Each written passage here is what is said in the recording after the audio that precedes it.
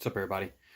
So we had this meeting yesterday on emotional intelligence at work, and I loved every second of it. I thought it was incredible.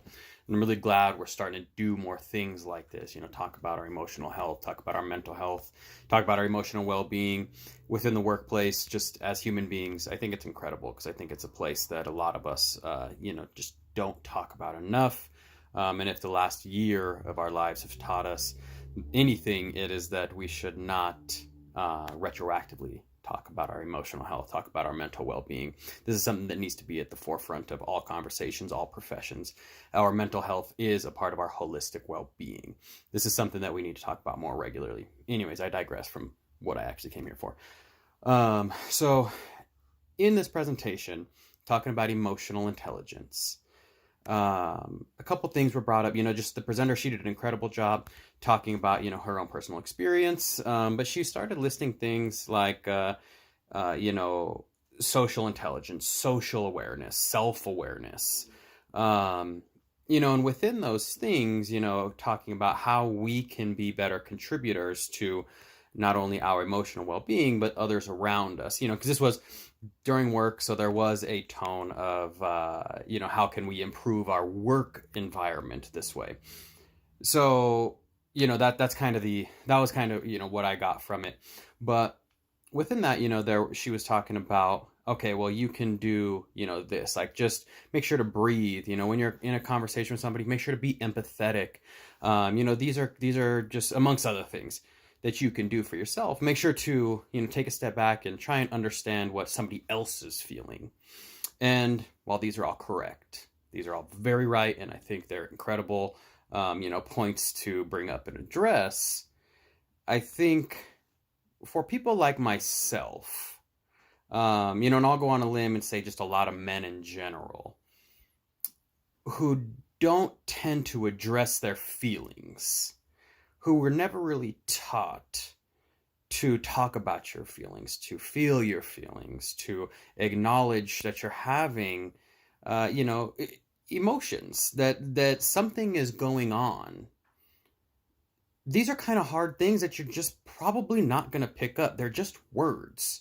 And these are some conversations that I have with Christiana too, talking about, like, oh, well, you got to be empathetic, like, put yourself in somebody else's shoes. It's like, well, if you never put on your own shoes, your shoes of feelings, how are you ever going to expect yourself to put on somebody else's shoes? You don't know how to address your own feelings. How are you ever going to be able to understand what somebody else is feeling? So, like I was saying, for myself, I was never really taught to address and access and acknowledge and feel my emotions, feel my feelings. And that puts me at a huge disadvantage in these conversations, because when we're talking about empathy, we're talking about, having these discussions with other human beings. I can't do that for myself, therefore I can't do it for somebody else. I can't expect myself to do that with somebody else, to be empathetic, to be emotional, to care about somebody else's feelings, if I can't do it for myself. So where I'm coming from is, if we've never done this before, we can't expect ourselves to actually take something from this. These are just words. So if we want to get better, so something that I'm doing, because feeling your emotions, feeling your feelings is something incredible, something that you should do. Everyone should do it. It doesn't make you any less of a man, like men don't feel your feelings, no, like, there's none of that. Like, having a strong emotional connection with yourself is something that we should do. If we ever want to be in a place, whether it be in the workplace, whether it be in a relationship, whether it be, in a group of friends, where we're able to access and express our emotions, we first need to do that with ourselves. We first need to take that step back and reflect on, hey, I'm having an emotional, like, my emotions are something's happening in here, whether it be, on any end of the emotional spectrum, good, bad, happy, sad, anywhere in between. Taking that second to be like, yo, like, something's happening. Don't sweep it under the rug. And I think, again, for myself, for a lot of men, not saying that, this isn't something that women, can possibly do, but women typically are better at accessing their emotional state, their emotional well-being. This is something that, I go out on a limb again and I say that a lot of men haven't had the practice, haven't had the time, or, weren't taught to do this. It was just swept under the rug. And like now's the time that we start understanding, expressing, accessing our emotions. And we can first do that if we've never learned how to do it. Like myself, I was really never taught how to do that.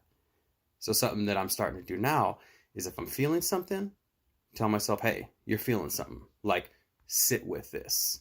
Try and understand what's going on.